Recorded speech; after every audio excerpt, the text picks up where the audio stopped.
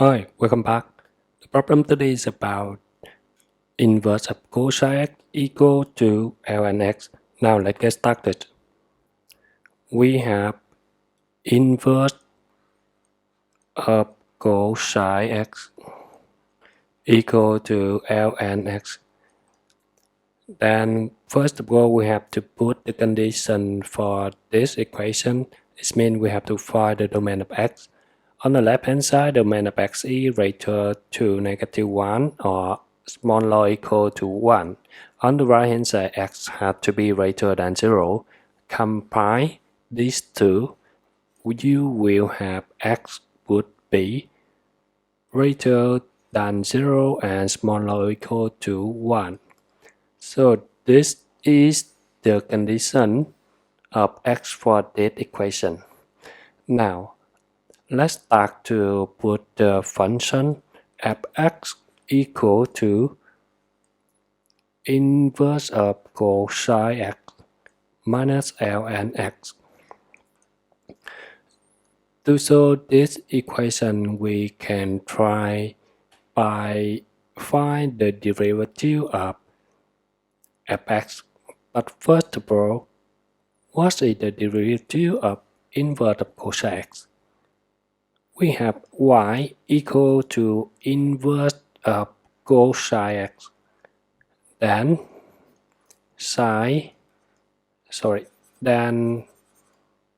cosine of y equal to x.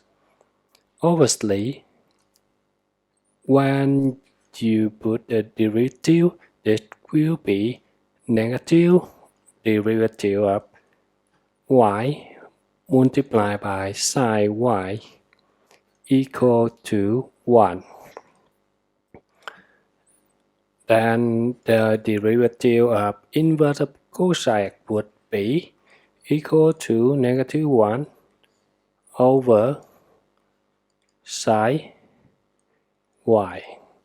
And sine y would be equal to 1 minus x square. Then this obviously always the positive numbers. So finally, you will have the inverse of the derivative of inverse of cosine will be equal to -1 over 2 1 minus x square. That the next is the inverse of fx would be the inverse of the derivative of fx would be equal to the derivative of inverse of cosine x. And the derivative of ln that would be 1 over x. Then we just replace 1 to 2. 1 to 2, you would have derivative of fx equal to -1 over square root of 1 minus x square minus 1 over x. Then we create the table that x 0 and 1 because the domain of x is 0 to 1.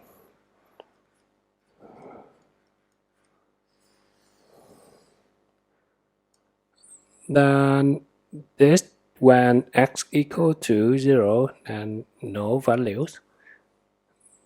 And this would be always the